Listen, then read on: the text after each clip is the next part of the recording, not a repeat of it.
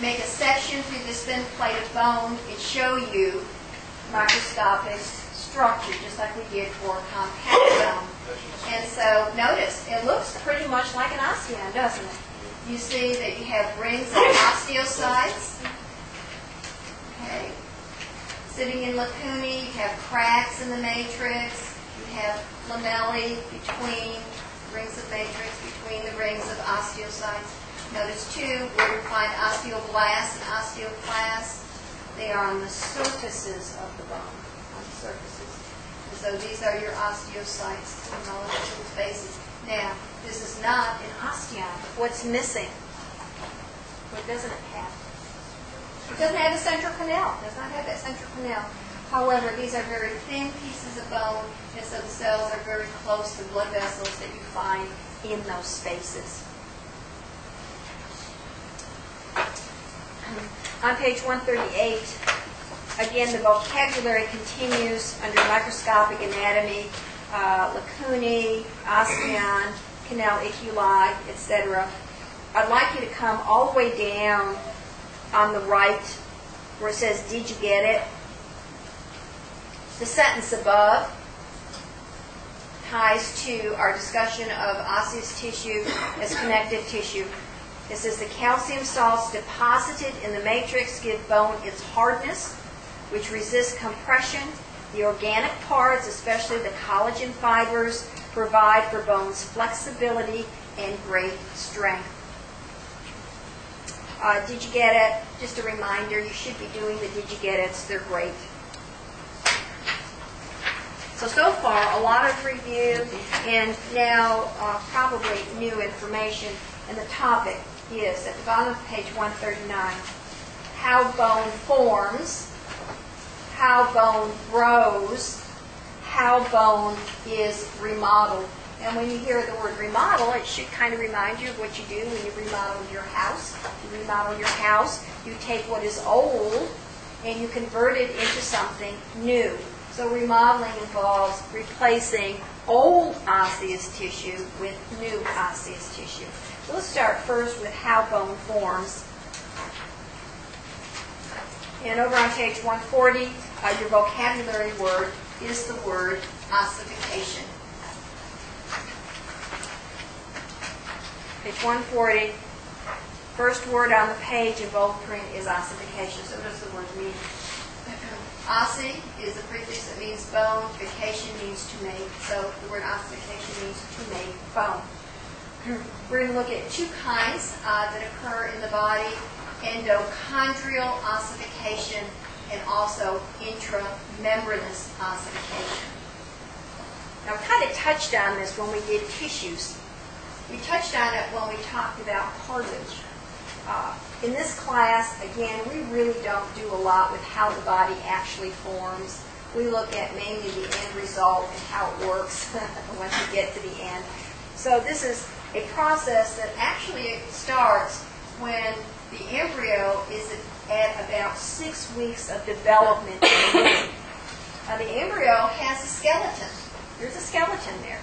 But the bones are not osseous tissue. The bones are made of pieces of cartilage, or they're made of dense connective tissue membranes.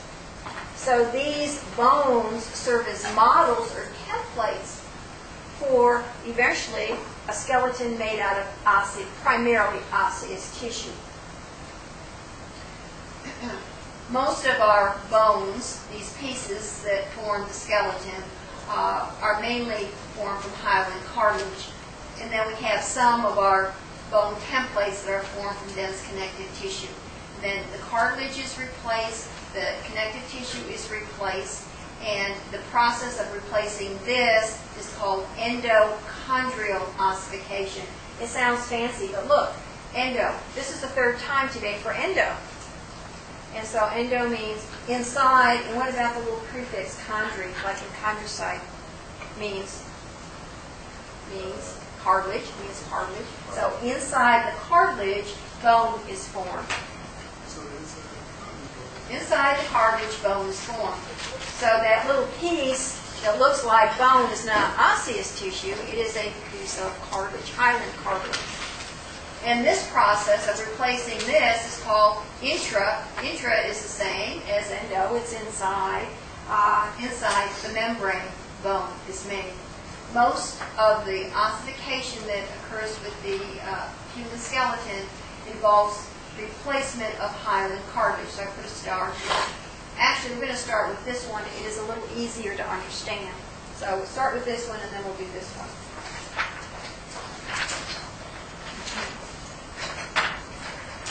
Which of the bones in your body are actually connective tissue membranes? Your skull bones. So we'll look at page 150 once we've done this. But this is the fetal skull, and this looks like a bone. You know, these look pretty much like bones, but they are actually, again, pieces of connective tissue membranes. Other bones in your body would be your mandible. Okay, this is also connective tissue membrane. Your clavicles, connective tissue membrane. So these are converted to osseous tissue in this manner. We look at this template, and cells called osteoblasts form, and they cluster in the center of this sheet. Like, remember, your sheet is three-dimensional, so we're talking about inside, in the center, the osteoblast cluster. We call this group the primary ossification center because this is where the bone formation process begins. And so osteoblasts start to secrete collagen fibers. They start to deposit the minerals around those fibers, and that process is called mineralization or calcification. As they're putting down the matrix, some of those osteoblasts get trapped, and they become osteocytes. The first bone that is always formed is spongy bone. The process occurs like this. Bone formation starts in the center, and then it progressively moves outward from the center. And it moves outward, and it moves outward, spongy bone being formed. Okay? And eventually, the outer regions of that spongy bone are transformed into compact bone, and a covering around that called the periosteum is formed. So this is, again, while the baby is developing inside the mother's body. At the time of birth, ossification of this template has not yet been completed. So we end up with soft spots in the skull. And if you've had a baby, then you know that the baby has soft spots. And the technical name for those soft spots are fontanelles. So let's look at page 150. There's a reason, very good reason, why ossification is not completed for the skull bones at the time of birth. Actually, 151. The fontanelles have names. For this class, you don't have to know the names. There are about 6 fontanelles. And it says at the very bottom, right on page 151, fetal skull. The skull of a fetus or a newborn infant is different in many ways from an adult skull. It says the infant's face is very small compared to the size of its cranium. But the skull as a whole is large compared to the infant's total body length. I think that's always amazing as soon as you see a new baby, how big the head is. Everybody says, "Oh, look how big the head is." It says the adult skull is only about 1/8 the total length of the body, but that of a newborn is 1/4 as long as the entire body. Since when a baby is born, the skeleton is still unfinished. In fact, your skeleton is not completely turned to bone until you are in your early 20s. So the ossification process continues for a long time. This is when a baby is born, its skeleton is still unfinished. As noted earlier, we haven't done that yet, some areas of hyaline cartilage still remain to be ossified or converted to bone. In the newborn, the skull also has fibrous regions, okay, so it's not completed, that have yet to be converted to bone. These fibrous membranes connecting the bones are called fontanelles. Where does that word come from? It says, in these areas, and again, you can see this if you look at a newborn baby. In these areas, you can see this like little pulsating activity. So what is that? That's the blood flowing through blood vessels, and that's a little pulse that you can feel here. And so it says, the rhythm of the baby's pulse can be felt, and you can see it, in these soft spots, which explains the name. Fontanelle means little fountain. The largest fontanelle is in the front of the head, so you know especially first-time moms always say, be careful with that baby's head. And you're carrying it around. It says the fontanelles function. Allow the fetal skull to be compressed slightly during birth. Okay. In addition, because they are flexible, they allow the infant's brain to grow during the latter part of pregnancy and early infancy. This would not be possible if the cranial bones were fused in sutures as in the adult skull. The fontanelles are gradually converted to bone during the early part of infancy and can no longer be felt by about 2 years. So about 2 years these have ossified.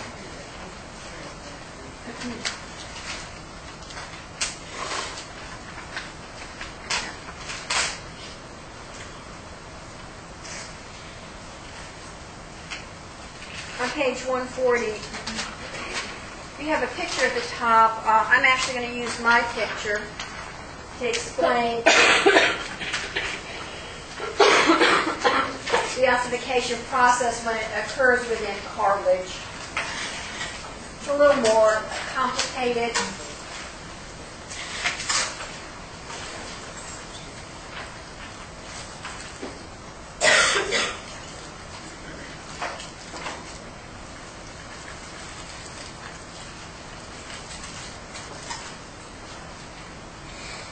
So our goal here is to take our model, our cartilage model, and so the cartilage I have stippled blue, and we want to end up with structure of the adult long bone. So we want to end up with our epiphyses and our diaphysis and our medullary cavity and all.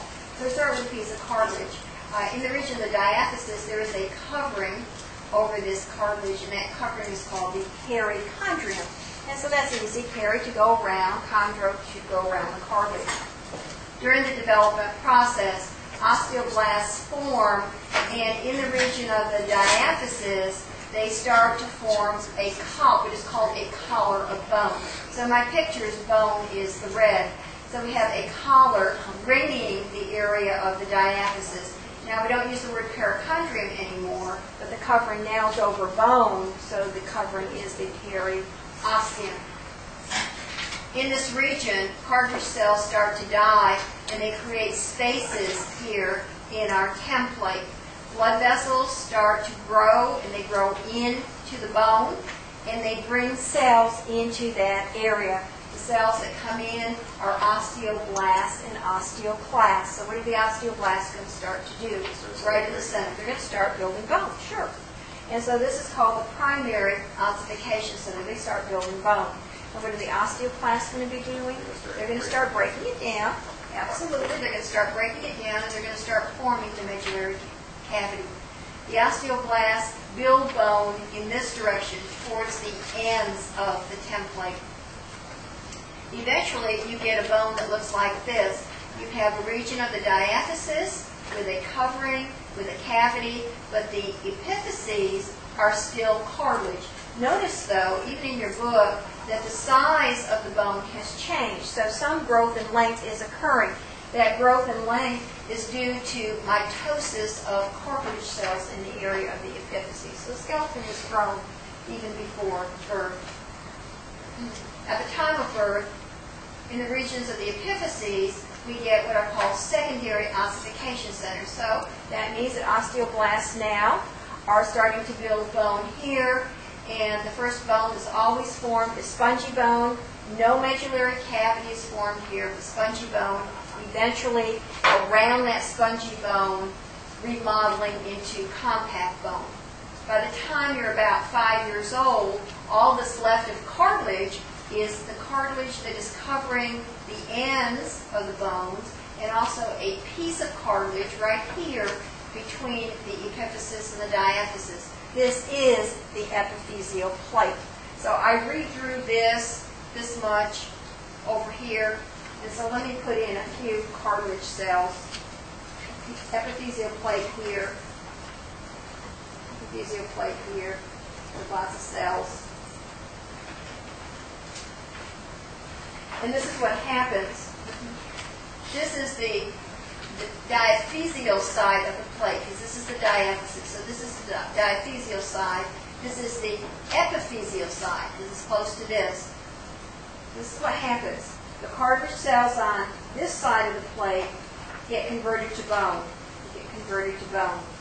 At the same time, the cartilage cells on the other side of the plate, towards the ends, undergo mitosis, and we get more cartilage cells.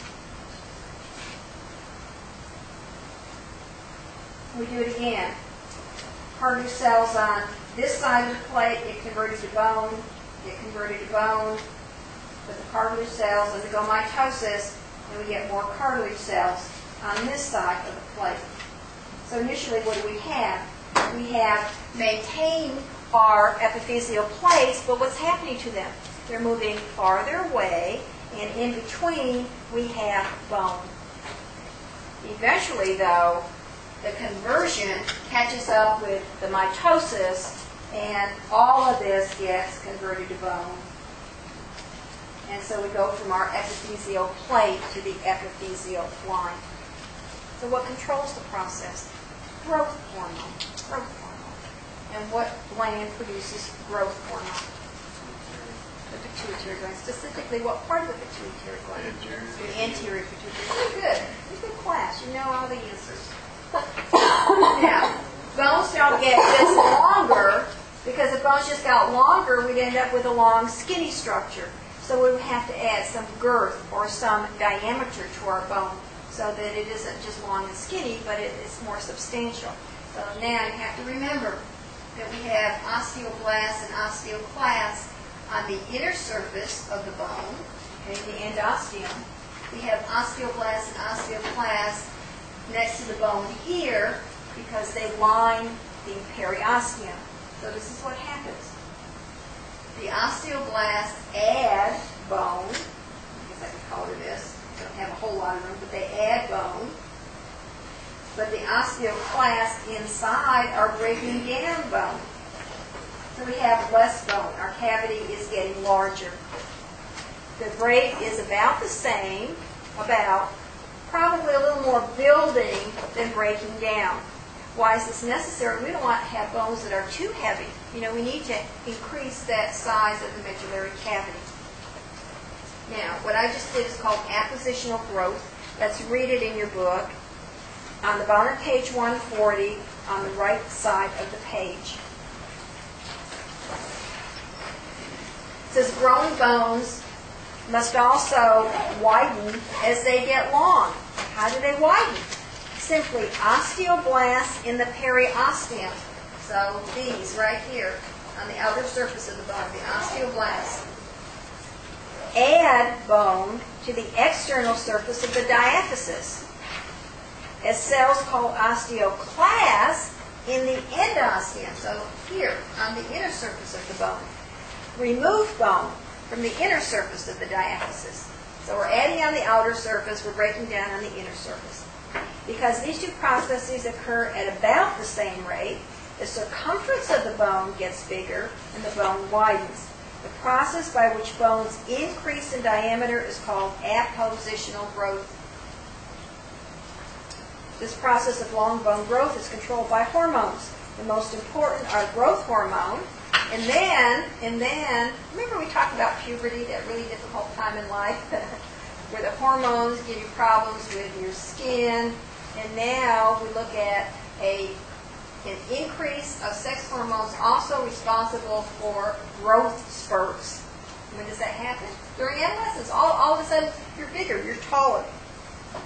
So the sex hormones increase the process. They speed it up during puberty. And they are also responsible for shutting it down. And it says it ends during adolescence when the epiphyseal plates are completely converted to bone. So what do the epiphyseal plates become? They become the epiphyseal, fill in the blank, epiphyseal plates become the epiphyseal line. Now, what about now? Our skeletons have been ossified. Are there any changes in our bones? And the answer is yes. Next paragraph. Many people mistakenly think that bones are lifeless structures that never change once long bone growth has ended. Nothing could be further from the truth. Bone is very dynamic. It says bones are remodeled continually in response to two factors. What are the two factors? One is the amount of calcium in the blood. Number two is stressing your bones. Stressing your bones by the pull of gravity or by muscles pulling on your bones. I'd like to start with number two first. The effect that stress has on your bones. Stress on your bones causes them to be stronger. Anybody in here ever have a broken arm or broken leg, have to have a cast? Okay. It's always good to have one or two people who suffered broken bones and have casts put on. When you took the cast off, were you at all surprised by the size of your limb when that cast came off? Yeah, usually it's pretty dramatic. The word is atrophy. Atrophy means reduction in size. Because you have not been able to use your arm, for example, your muscles are not contracting, they're not pulling on your bones. So your muscles are not being used, and your bones are not being used. So as a consequence of disuse, you see a shrinking or a decrease in size. Fortunately, though, as you start to use your arm, your muscles are contracting and they're pulling on your bones, then your muscles go back to their normal size and your bones go back to normal size. That's one example that is showing you how important pull is on your skeleton. Another example, when they first started sending astronauts into space and they were in a gravity-free environment and they were doing their medical tests when they came back, one of the things that they immediately recognized was that those men, although they had not been in space for very long, they showed a considerable loss in bone mass. No pull of gravity on the skeleton. And my third example has to do with people who have lost their teeth and don't replace their teeth. Your teeth are important in the digestive process because they break up food into smaller pieces. Okay? So they have a very important role. If you lose your teeth, then people are not exercising their chewing muscles.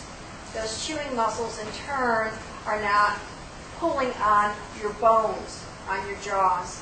So what happens to your jaws? You know, you're gumming your food, you're not chewing it, you're not exercising your muscles. What happens to your jaws? They start to atrophy. So your teeth are very important, not only in processing food, but in appearance, in keeping your bones healthy by pulling on them when those muscles are exercised in the chewing process.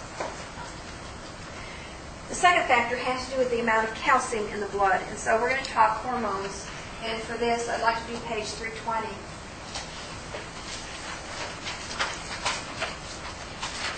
This is a diagram that was back in chapter 1, a diagram that is tied to homeostasis through negative feedback.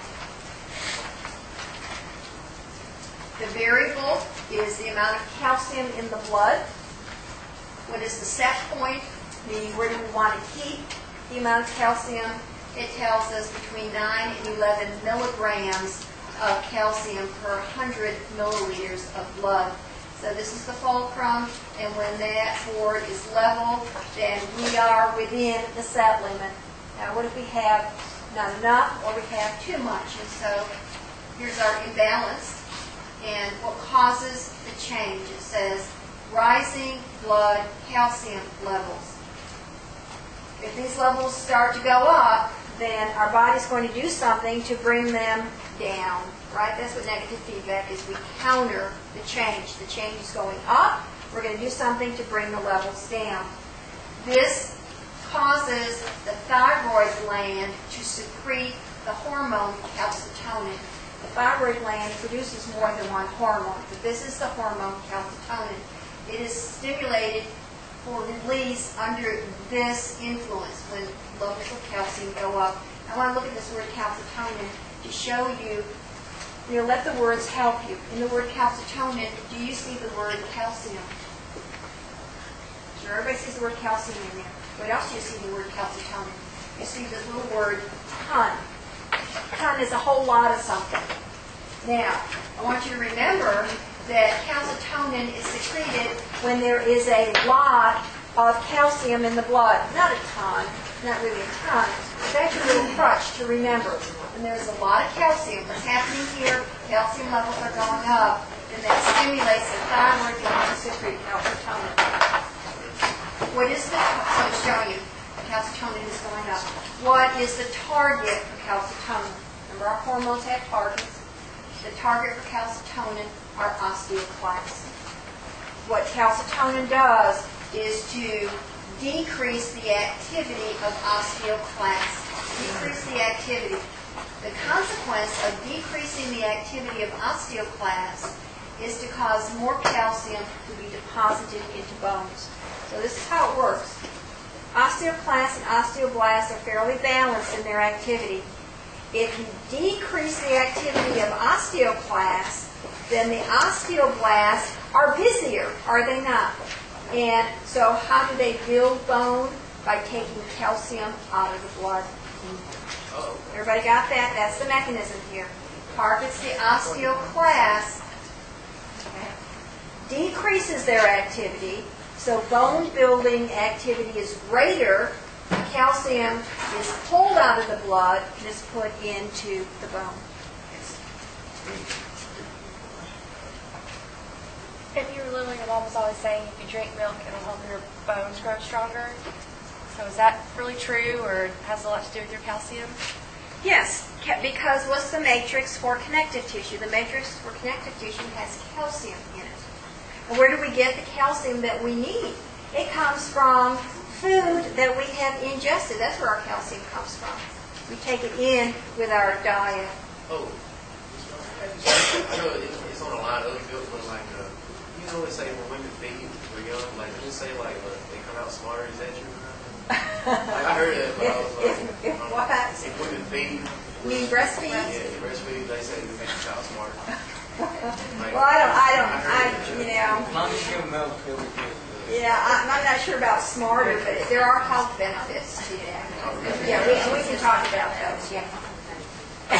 So what we were saying is calcium levels going up. This causes calcium levels to come down, and we restore homeostasis. Now, what if our imbalance is in this direction? What's the change now? Calcium levels are low in the blood, so the body's going to do something to bring them up. This causes the parathyroid glands to secrete their hormone. What is the hormone secreted by the parathyroid glands? It's an easy one, right? This is where the hormone has the same name as the gland. So the gland is the parathyroid gland. The hormone is parathyroid hormone. They always show the location of the parathyroid glands located on the back of the thyroid gland. Rather than just showing you 4 little dots, they show you them in association with the thyroid. What that prefix para means, it means alongside of. So the parathyroid glands are alongside of the thyroid gland. And what's the target for PTH? The target is the osteoclast again. This time what it does, it increases osteoclast activity. So what are we dealing with? Not enough calcium, so we're going to have to go to the bank, right, and get some out. How do we release calcium from the skeleton? Osteoclasts with their lysosomes digest it and release calcium. So falling levels, osteoclasts release calcium, and so what do we have? We have an increase. We have our restoration of homeostasis. And what do we call the activity of osteoclasts in releasing calcium to the blood? That is bone resorption. Well, we have 2 hormones. This is calcitonin is called a hypocalcemic hormone.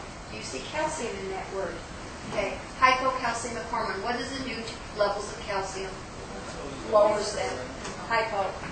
And PTH is a hypercalcemic hormone. What does it do? Raises, yes, it raises levels of calcium. So these 2 hormones are called antagonistic hormones. That means they do just the opposite. For example, we have antagonistic muscles. A muscle that flexes has a muscle that does what? Extends. Those are antagonistic actions. We have muscles that abduct, and then the reverse of that is adduct. We also have 2 branches of the nervous system, the sympathetic and the parasympathetic. They're antagonistic. One increases heart rate, the other does what? decreases heart rate. So these are antagonistic hormones. And we can learn this today because it just saves us later. And that is what causes these glands to secrete. What causes them to secrete? It is the amount of calcium in the blood.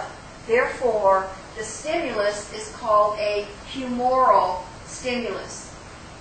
What causes these glands to secrete is a humoral stimulus. The word humor is an old word. It's like the word spectacles. We don't use the word spectacles anymore, do we? Everybody knows what it means. It means glasses. So it's an old word. This word humor is an old word for fluid. So it's telling you, if the stimulus is a humoral stimulus, there is something in the blood other than a hormone. Because hormones are in the blood too, right? Something in the blood other than a hormone. So it could be the amount of calcium, it could be the amount of glucose. Something in the blood causes the gland to secrete its hormone. Okay. Is that all the glands? No.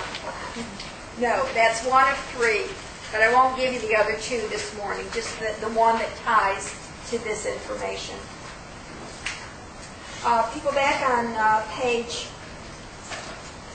141.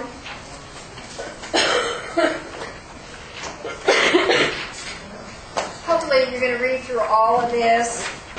On 141, on the left, you see osteoclast. PTH activates osteoclast. Giant bone-destroying cells. The breakdown matrix release calcium. When blood calcium levels are too high, calcium is deposited in the bones.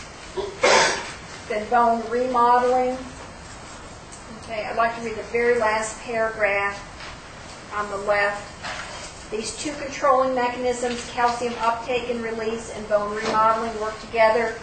PTH determines when or if bone is to be broken down or formed in response to the need for more or fewer calcium ions in the blood. The stresses of muscle pull and gravity acting on the skeleton determine where matrix is to be broken down or formed so that the skeleton can remain as strong and vital as possible. And the next topic in the chapter has to do with broken bones.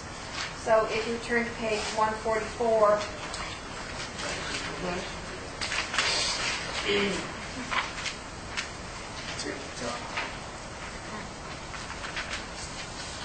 a vocabulary word, all the way on the left, the word fracture, what are we talking about? It says fracture and then comma. A fracture is a broken bone. You know, we say things like their relationship was fractured. That's not good news, is it? That means the relationship was broken.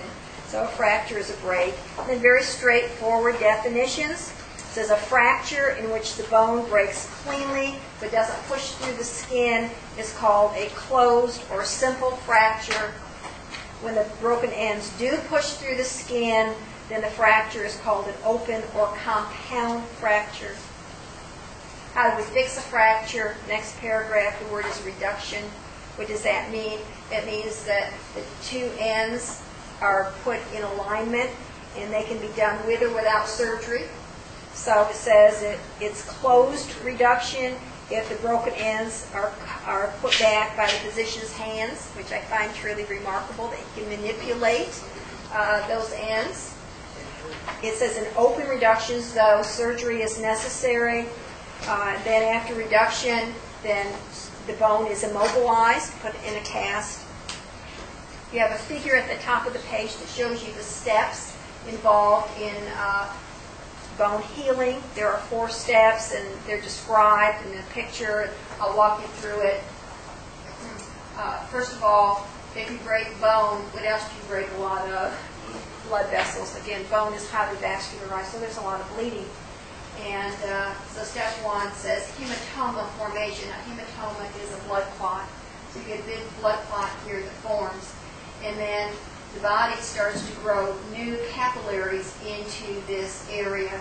And so then we call this granulation tissue when those new capillaries have grown into the blood clot. These next two use the word callus. So what is a callus? A callus is a structure that forms not just between the ends, but also all the way around, that gives support and aids in the healing process. And so the first callus is called a fibrocartilage callus formation. It is a soft splint. What do we see forming here? Well, first of all, we do need cells to come in and clean up the damage. So what cells are going to come into this area? Phagocytes are going to come in and they're going to clean it up. And then coming in with blood, or it tells you we need cells that are going to start putting down fibers. So fibrous tissue or connective tissue. We need cells that are going to start making some cartilage. The cells that are going to start making some bone. So if we're looking at fibrous connective tissue, what kinds of cells are going to come in? Fibroblasts are going to come in. If we're looking at cartilage, then chondroblasts, so blast and blast to produce. And what do we always start with? We always start with spongy bones, so osteoblasts are all cells that are now going to start building this splint. What's really interesting, notice this, that you see initially that callus is not just between, but it is fairly large on the sides to give support to that. And then next, here's your word, trabecula. Remember, what is a trabecula? Trabeculae are those thin pieces of bone when we talk spongy bone. And here, all of this has been replaced by hard callus, and so it's showing you here bony callus of spongy bone. And then this is remodeled, so spongy bone is replaced by compact bone. You see that in this region, the medullary cavity has been reestablished. There's also a honing down. There's a smoothing down on the edges of those two pieces, so you don't get these big bulges on the sides. Page 165 is joints. We've done joints. Can anybody tell me, in turning to 165, the fancy word for joint? Fancy word for joint is, start with the letter A. Joint is an articulation. Anybody tell me that the two classifications for joints? We did this. Joints can be classified in two ways. What are the two ways? What is between the bones? Like cartilage, like a space, connective tissue, or the amount of movement at that joint. So we have joints that are immovable, no movement, freely movable, or slightly movable. And we're almost finished, so on Monday we'll finish the chapter. And again, if you have the opportunity, I'm going to do a little preparation on electricity.